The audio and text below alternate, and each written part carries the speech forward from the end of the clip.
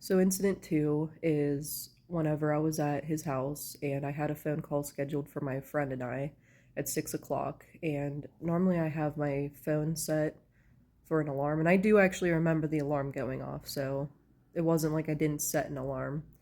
I think I realized, oh shit, like I have something planned, and ended up doing something else instead of just staying home and doing what I wanted to do.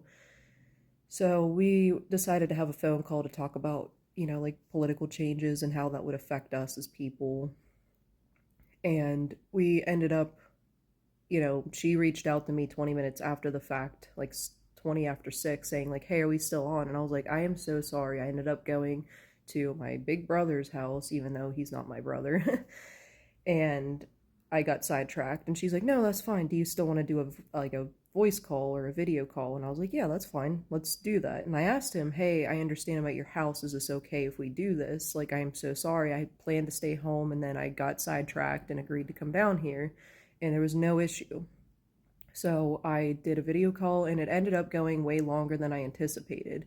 And at the hour mark, I texted him saying, hey, I'm really sorry. I didn't expect this phone call to take this long. But mind you, she's a friend I don't see all the time, and she's very hard to get a hold of. She's an amazing person, but she's an artist, and she, helps take care of her family. So she's just not available like other friends are. You'll hear from her maybe once every 3 to 6 months, but she's a good person.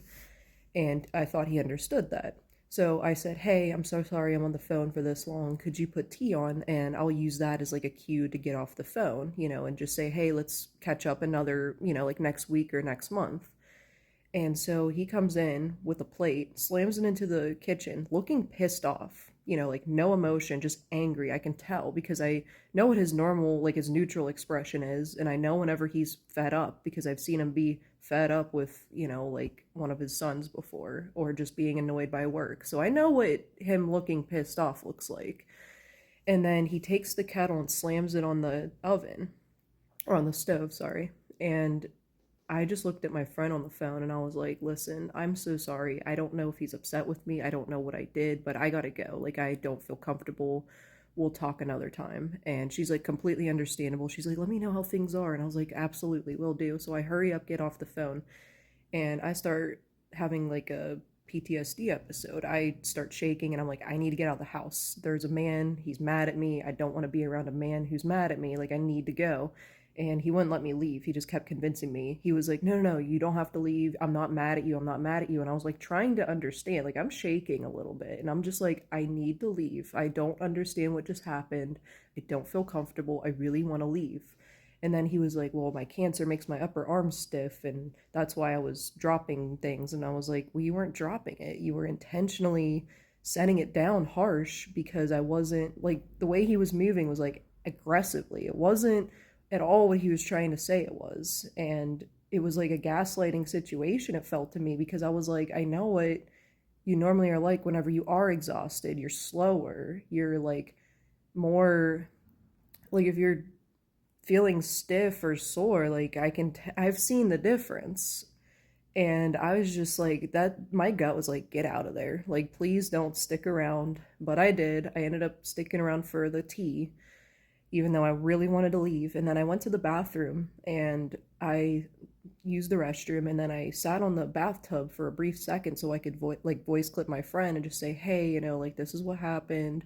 Again, I'm really sorry. I'd love to catch up with you, because she was like, please let me know you're okay.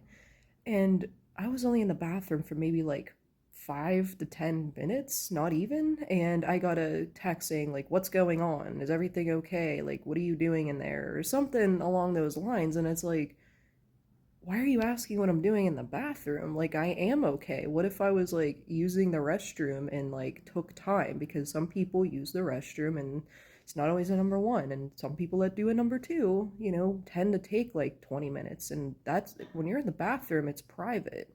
So it's just something that was just odd to me. Like, why do you care? Like, I'm just voice clipping after I used the restroom briefly. But yeah, that was red flag number two. And there's more stories and more things will acclimate or accumulate. But yeah, I'm just sitting here in my pajamas drinking um, coffee, and I just really needed to share part two of the series. So if I sound tired, I am just waking up. But yeah, that's incident number two. And my gut, again, did not feel right about that situation, especially when I really wanted to leave and I wasn't allowed to leave. And then the story changed of, oh, I'm just stiff and sore because of cancer. And it's like, but I've seen you stiff and sore before, like seeming like you're having a rough day. And it's been, I don't know. The gut really just screamed that something wasn't right, and I'm not going to ignore and deny my gut anymore.